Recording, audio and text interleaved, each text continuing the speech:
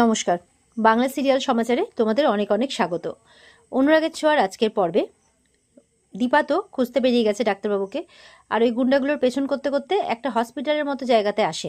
জায়গাটা পুরো ফাঁকা, শুধুমাত্র একটা ঘরে আলো জ্বলছে, মানে সেখানেই সম্ভবত সূর্যকে নিয়ে যাওয়া হয়েছে এমনটাই সন্দেহ করছে দীপা। তো সেই ঘরটাতে গিয়ে দেখে হ্যাঁ ঠিকই ডাক্তার নার্স সব একেবারে রেডি, হাতে সমস্ত যন্ত্রপাতি নিয়ে, যে এখনই কাটাছেঁড়া করবে, অপারেশন করবে সূর্যের, দিয়ে সমস্ত অর্গানগুলো বের করবে। দীপা তো দেখে ভয় পেয়ে যায়, না না না, আমাকে কিছু একটা করতে হবে, কিছু একটা করতে হবে, হে মা আমাকে শক্তি দাও, আমাকে কিছু একটা করতে হবে, যা হয় দেখা যাবে। এরপরে দীপা ঢুকে পড়ে সেই গুন্ডাগুলোর মাঝে, ঢুকে পড়ে বলছে এই খবরদার। ওরা তো একদম ভয় পেয়ে যায়, কি ব্যাপার, এই কোথা থেকে উড়ে এসে জুড়ে বসলো। গুন্ডাগুলো বলে খবরদার, একদম ওনার কোনো ক্ষতি করার চেষ্টা করবি না তোরা। এবার হাতে একটা জিনিস তুলে নেয়, বলছে নাহলে তোদের সব কটাকে কিন্তু মেরে ফেলবো, একদম ক্ষতি করার চেষ্টা করবি না। ওদিকে দেখা যাচ্ছে সোনাকে ওই মাসিটা একদম হাত মুখ চেপে ধরেছে, যে বল কে ছিল ওই লাড়কিটা, কে ছিল, তাই বলছে ওই মেয়েটা কে ছিল, দীপার কথা বলছে, কে ছিল বল। ঠিক সেই সময় দীপার ফোন থেকে ফোন করে, যেই নাম্বার থেকে ফোন এসেছিল দীপের সেই নাম্বারই কল ব্যাক করেছে। কল ব্যাক করাতে ওদিকে তো লাবণ্য খুব কান্নাকাটি করছে, লাবণ্যকে সামলাচ্ছে দীপ। তখন দীপ ফোনটা রিসিভ করে, দেখছে তার বড় মায়ের ফোন। বলছে বড় মা তুমি কোথায়, আমি এতবার তোমাকে ফোন করলাম, কোথায় বড় মা। তখন এই মাসিটা কথা বলছে, বলে কি আপনি কে, বড় মা কোথায়, বড় মা তো সোনা দিদিকে খুঁজতে গেছিল, আপনি কে। তখন এই মাসি ফোন কেটে দেয়, দিয়ে আবার সোনাকে গিয়ে মারছে, বলছে যে ও তোর নাম সোনা তাই তো। সোনা বলছে হ্যাঁ। বলছে ও ওটা তার মানে তোর মা ছিল, ওই জন্যই নিজের জানের উপরে খেলে তোকে বাঁচাতে এসেছিল, তাই না, আর তোর রেহাই নেই, তোর আর নিস্তার নেই। মেয়েগুলোকে বলছে এই ওকে সাজা তাড়াতাড়ি। এদিকে সোনা মনে মনে বলছে না, আমাকে এখান থেকে পালাতেই হবে, মা বাবার জন্য পালাতে হবে, সবার জন্য পালাতে হবে, আমার নিজের জন্য পালাতে হবে, না যাই হয়ে যাক না কেন আমাকে পালাতেই হবে। এই বলে ওরা যখন রেডি করতে এসছে মেয়েগুলোকে ধাক্কা দিয়ে, সঙ্গে মাসিকেও ধাক্কা দিয়ে ওখান থেকে পালিয়ে যায়। মাসিটা বলছে এই ধর ধর ধর ধর, ওকে ছাড়া যাবে না, যে কোনো মূল্যে আমার ওকে চাই, একটা বিদেশের ভালো ক্লায়েন্ট পাওয়া গেছে, অনেক টাকা দিয়েছে, ওকে আমার চাই, ধর। এদিকে কিন্তু মানে রূপা আর কৃষ্ণ কিন্তু খুঁজে বেড়াচ্ছে সোনাকে, মানে ওই তল্লাটে। আর সোনা ওদিকে পালাতে বেড়াতে তাদের সাথে গিয়ে ধাক্কা লেগেছে। এবার তো একে অপরকে দেখে তাও খুশি হয় যে হিংসুকুটি তুমি, আর ও বলছে পাতা মেয়ে তুমি, এরকম ব্যাপার। এবার বলছে যে তাড়াতাড়ি পালাতে হবে, ওরা আমার পেছনে ধাওয়া করেছে, ওরা না হলে মেরে ফেলবে। এই বলে যখন পালাচ্ছে গুন্ডাগুলো আবারও ঘিরে ফেলে। কৃষ্ণ তো কোনো রকমভাবে তাদের সাথে লড়াই করছে, এবার একজন এসে কিন্তু কৃষ্ণের মাথার পেছনে মেরে দেয়, আর কৃষ্ণ অজ্ঞান হয়ে যায়। এবার তারা কি করবে, বলছে না যে করে হোক আমাদেরকে এখান থেকে পালাতে হবে, কিন্তু পালাতে আর পারে না। গুন্ডাগুলো সোনা রূপা দুজনকেই ধরে নিয়ে সেই মাসির কাছে চলে যায়। আর ওখানে গিয়ে গুন্ডাগুলো বলছে গেছিল একজন, এলো দুইজন। মাসি বলছে একজন ফর্সা আর একজন মানে শ্যামবর্ণ, তাই বলছে। তারপর বলছে ওই তোদের মা তাই না, তোদের মা ছিল। ওদিকে দীপা তো ওই যেটা হাতে তুলে নিয়েছে সেই স্টিকটা দিয়ে মেরে যাচ্ছে সবাইকে, কিন্তু আর বেশি পারে না। গুন্ডাগুলো দীপাকেই পেছন থেকে ধরে দীপাকে মেরে ফেলে দেয়, মানে ধাক্কা মেরে ফেলে দেয়, দীপা অজ্ঞান হয়ে যায়। আর সেই সুযোগে কিন্তু সূর্যকে নিয়ে ওরা বেরিয়ে পড়ে, আর ওরা দরজা বাইরে থেকে আটকে দেয়, আর শুধু আটকেই দেয় না, বাইরে থেকে আগুনও লাগিয়ে দেয়। এবার তো দীপা একটু হুঁশ ফিরতে দেখে যে কি ব্যাপার, কোথায় গেল ডাক্তারবাবু কই, ডাক্তারবাবু কই। দীপা তো একদম ঘাবড়ে গেছে, কি করবে, একা কি করে বাঁচাবে, যদি কিছু করে ফেলে। এমনি তো অর্গানগুলো বের করতে যাচ্ছিল কেটে, কি করব কি করব, ঠাকুর ডাকছে সমান তালে। এরপরে দরজা খুলতে গিয়ে দেখে দরজা লক করে দিয়েছে, আর বাইরে আগুন ধরেছে, মানে আগুন ধরিয়ে দিয়েছে। এবার দীপা কি করবে কিচ্ছু বুঝে পাচ্ছে না, মানে কান্নাকাটি করছে, ভয় পেয়ে আছে, কি করবে কি করে বাঁচাবে। ওদিকে সোনার উপায়, দিকে ডাক্তারবাবু, কার কাছে হেল্প চাইবে, কিভাবে চাইবে।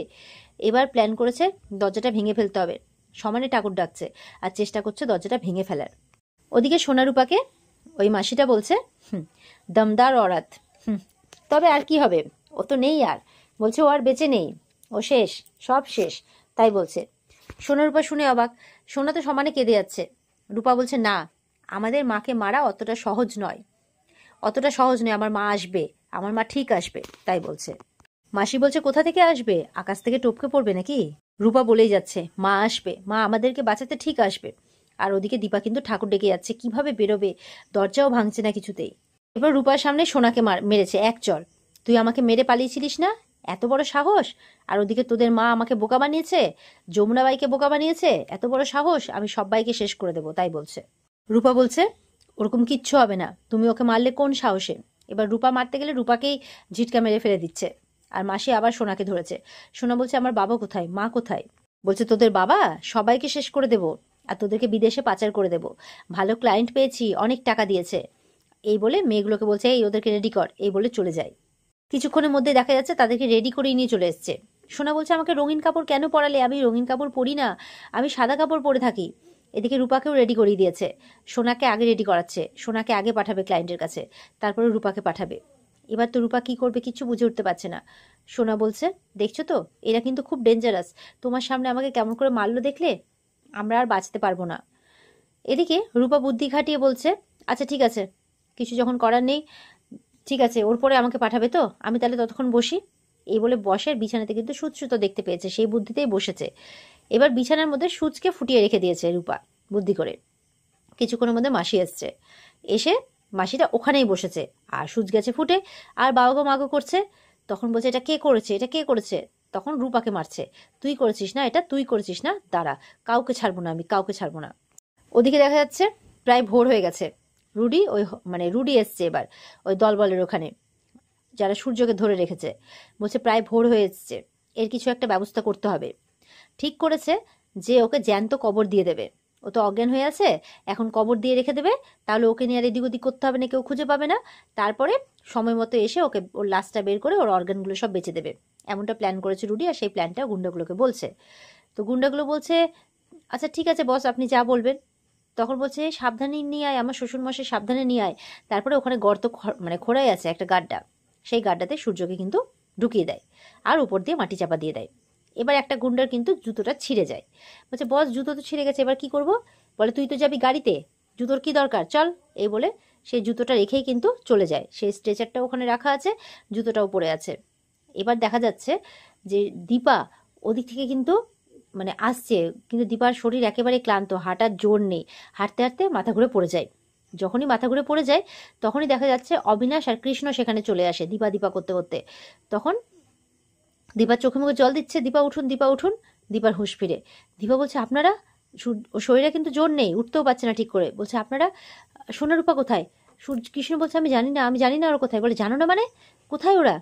আর এদিকে বলছে ডাক্তারবাবু, ডাক্তারবাবু কোথায়? অবিনাশ বলছে ডাক্তারবাবু এখানে কোত্থেকে আসবে?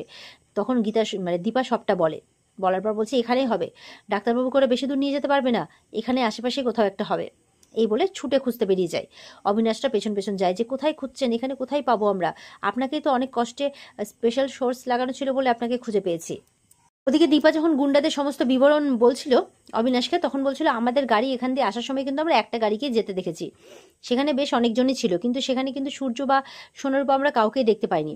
আর সেই গাড়িতে কিন্তু রুডিও ছিল, রুডি কৃষ্ণকেও দেখতে পায় আর এই অবিনাশকেও দেখতে পায়, দেখে নিজের মুখটা ঢেকে নেয়, সেই জন্য রুডিকে ওরা দেখতে পায় না।